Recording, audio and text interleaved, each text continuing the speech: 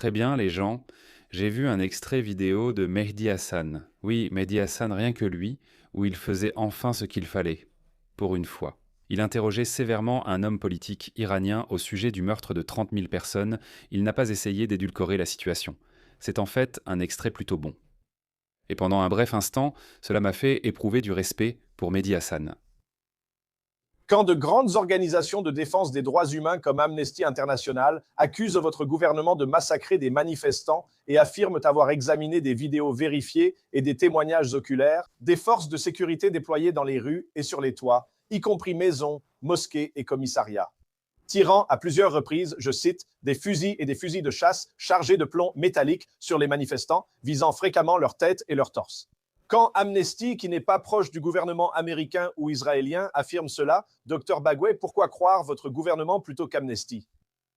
Pourquoi croire Amnesty plutôt que les nazis? Ils ont rassemblé des preuves. Vous dites que vous n'avez même pas les chiffres. Ils ont fourni des preuves, des vidéos vérifiées et des témoins oculaires. Oui, Vous pouvez simplement voir que beaucoup de ces preuves et vidéos leur sont fournies par des sources israéliennes et américaines. écoutez, ce n'est pas le cas. Elles ne viennent pas d'Israël. Israël critique aussi Amnesty, comme vous. J'ai interviewé des responsables israéliens qui accusent Amnesty de présenter de fausses preuves. Désolé, mais vous parlez comme un responsable israélien niant ce qui s'est passé à Gaza, malgré les témoignages oculaires et les récits de médecins. C'est lui qui menace Gaza. Allons. Non, je compare votre réponse. Vous niez ce qu'affirme un groupe de défense des droits de l'homme. Je ne cite pas le gouvernement américain ou israélien. Je suis d'accord avec vous. Les gouvernements américains et israéliens ne sont pas fiables quand il s'agit de l'Iran. Je cite un groupe indépendant de défense des droits de l'homme. Je ne suis pas sûr qu'il soit indépendant. Sinon, il serait venu raconter les histoires de nombreux Iraniens innocents qui ont été tués au cours des 27 derniers jours. Ils ne l'ont pas fait. D'accord. Parce qu'ils ne peuvent pas entrer en Iran. Mehdi Hassan aurait pu intervenir et dire « Vous refusez l'entrée aux gens ». Et les personnes qui entrent en Iran sont emmenées dans des zones désignées où elles tournent des vidéos de propagande, comme nous l'avons vu avec Bouchacheikh et d'autres influenceurs venus de l'Occident. Comme Staline à l'époque. Un journaliste occidental dont je ne me souviens plus du nom. Il est allé en Union soviétique dans les années 30 et on lui a montré des champs soviétiques où les agriculteurs dansaient, travaillaient et souriaient. Il est rentré et a écrit un article dans le Times, je crois. Il me semble qu'il était américain. Et il a dit « Staline construit une véritable utopie où les ouvriers sont réellement heureux. » Il en était convaincu. Bon, d'accord, on pourrait lui pardonner ça dans les années 30, mais maintenant l'Iran fait la même chose. Ils ont fait venir des influenceurs de l'Occident et ils les ont emmenés dans ces endroits désignés où les gens sourient pantrassant pour la plupart. Tous sont des fidèles du régime. Et ils se disent « Waouh, tout va parfaitement bien ». Certaines personnes, comme Bouchacheikh, se rendaient dans leurs usines de missiles, montraient en ces missiles en arrière-plan et faisaient à Queso la propagande du régime, affirmant qu'en cas d'attaque américaine ou israélienne, ce serait le chaos total. Ça ne s'est pas produit, mais ils peuvent toujours bloquer le détroit de Holmes, un point clé pour l'économie mondiale. Je ne sais pas, je ne suis pas expert. Mais ça, c'est de la pure propagande. Oui, ils ont aussi autorisé CNN et BBC. Mais même ces journalistes, ils ne peuvent aller qu'à des endroits prédéfinis. Ils ne peuvent pas faire de reportages librement comme ils le feraient en Israël, en Australie ou dans n'importe quel autre pays libre. Donc Mehdi, peut-être qu'il ne voulait pas compliquer l'argument, mais connaissant Mehdi, Mehdi n'évite pas ce genre de choses.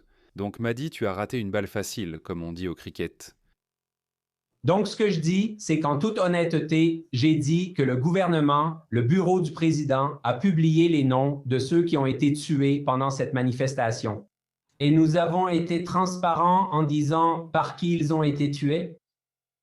Nous avons dit que 2400 d'entre eux étaient considérés comme des martyrs parce qu'ils ont été tués soit par le gouvernement.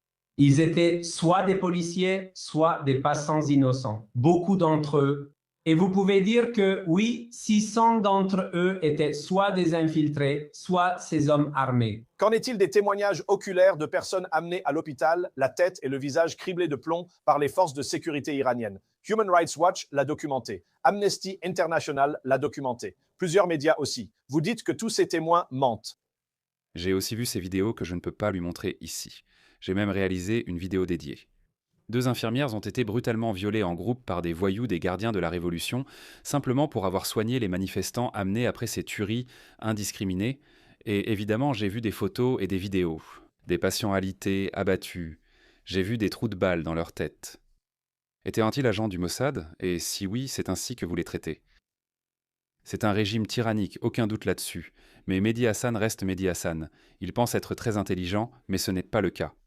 Regardez cette vidéo du secrétaire Marco Rubio. Et il a dit quelque chose de vraiment juste. Mais Mehdi Hassan a répondu, et je vais vous montrer sa réponse, qui n'a aucun sens. Voyons ce que dit le secrétaire Rubio. Et au bout du compte, je pense que s'il y a des gens en Iran qui maintenant, compte tenu de tout ce qui s'est passé, sont prêts à aller dans une direction différente pour leur pays, ce serait formidable. Imaginez qu'en Iran, au lieu de dépenser leurs richesses, des milliards de dollars pour soutenir des terroristes ou des armes, ils avaient dépensé cet argent pour aider le peuple iranien, vous auriez un pays bien différent. Nous espérons toujours que cela existera là-bas. C'est un argument assez juste. Et le prince Naza Pahlavi, il le répète constamment, et il est soutenu par beaucoup de gens. Je ne sais pas quel est le pourcentage, 50, 60, 70%. Il est de loin le leader le plus populaire en Iran en ce moment. Je ne comprends pas pourquoi les sceptiques et les gens de gauche continuent de dire qu'on ignore qui sera la figure centrale de cette transition. Je ne comprends pas pourquoi ils minimisent cela. Peut-être qu'ils le font parce qu'ils pensent qu'en minimisant son autorité, ils peuvent saper cette opération. Je ne suis pas en faveur d'une intervention au sol, mais je ne chercherai pas à saper les forces américaines. Cette opération ne nous donnera peut-être pas le résultat que nous souhaitons. C'est tout à fait possible. Mais abandonner le peuple iranien en plein milieu, ce régime bénéficie de moins de 20% de soutien de la part de la population iranienne. Et le seul autre dirigeant populaire est le prince Naza Pahlavi. Dans chaque vidéo de manifestation que j'ai vue, il crie « Javed Shah ». Je ne comprends pas pourquoi la gauche ou les personnes avec le syndrome TDS minimisent encore sa position. Mais bref, il a constamment affirmé que le nouvel Iran sous sa direction serait une démocratie libérale prospère, à l'occidentale. Ils organiseront un référendum pour choisir entre république constitutionnelle ou monarchie constitutionnelle. Dans tous les cas, ils ne soutiendront pas le Hamas ou le Hezbollah. Le peuple iranien a des revendications légitimes. Il observe ses voisins comme le Qatar, l'Arabie saoudite et les Émirats arabes unis, dont la qualité de vie est similaire à celle de l'Occident. Alors qu'en Iran, les gens sont sur le point de perdre l'accès à l'eau potable. Regardez donc cette réponse pathétique de Mehdi Hassan, ça n'a même aucun sens. Imaginez si, au lieu de dépenser des milliards de dollars pour soutenir un génocide ou des armes, les États-Unis avaient utilisé cet argent pour aider le peuple américain. Le pays serait très différent. En fait, non, l'Amérique est trop grande. Si vous dépensez 5 ou 10 milliards de dollars, quelle aide annuelle les États-Unis accordent-ils à Israël ? 3,8 milliards de dollars, ce n'est rien. Laissez-moi répondre à Mehdi Hassan en temps réel. C'est un poste vraiment stupide. D'accord, donc c'est un poste vraiment stupide. 3,8 milliards de dollars n'auront absolument aucun impact sur la vie du citoyen américain moyen. Mais si l'Iran arrêtait de dépenser des milliards de dollars pour des groupes islamistes qui agissent pour son compte, la qualité de vie du peuple iranien s'améliorerait considérablement. C'est un fait, mais Mehdi Hassan a écrit un livre, Comment gagner tous les débats. Et il a fait une publication stupide comme celle-là. C'est une publication vraiment stupide. Et le deuxième point, il compare le soutien des États-Unis à la seule démocratie du Moyen-Orient. Les États-Unis ne disent donc pas d'aller massacrer ni de commettre un génocide.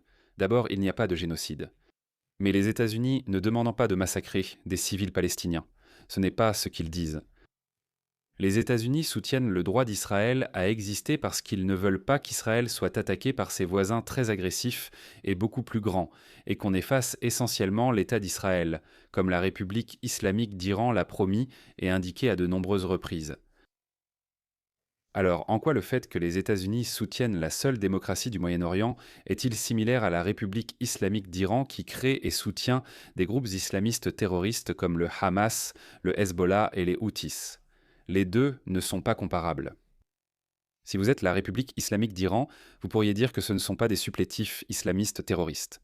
Selon notre vision du monde, ce sont des combattants de la résistance. Très bien si vous voulez avoir ce point de vue. Mais Mehdi Hassan n'est pas censé partager ce point de vue. Mehdi Hassan vit en Occident. Il est censé se soucier des droits de l'homme et d'organisations comme Amnesty et Human Rights Watch. Et il est censé croire en la démocratie, la liberté d'expression, etc. Mais tout cela n'est qu'une mascarade. Nous le savons parce qu'au fond de lui, c'est un islamiste. Donc ces deux choses ne sont pas les mêmes. Selon l'ONU, Israël est un gouvernement légitime. Les Houthis, le Hamas et le Hezbollah, ce sont des acteurs non étatiques. L'Amérique aide un État reconnu par l'ONU, c'est-à-dire Israël. La République islamique d'Iran arme et finance secrètement des acteurs non étatiques comme le Hamas et le Hezbollah. C'est contraire au droit international dont il n'arrête non pas de nous parler. D'accord ? Mehdi Hassan, qu'en est-il du respect du droit international ? Ce ne sont pas des choses équivalentes. Mais c'est un islamiste, donc il a gagné mon respect pendant un bref instant. Mais je pense qu'il fait ça juste pour pouvoir dire à des gens comme moi « Eh regardez, je les critique aussi ». Eh regardez, vous n'avez pas vu ma vidéo virale où j'ai mis un responsable iranien sur le grill ? Il aurait pu le cuisiner encore plus, mais tu sais quoi ? C'est déjà pas mal. Je prends. Et d'ailleurs, Mehdi Hassan s'est fait beaucoup attaquer par des musulmans. Beaucoup. C'est pour ça qu'il fait ça de temps en temps, juste pour avoir l'air impartial. Mais il ne l'est pas.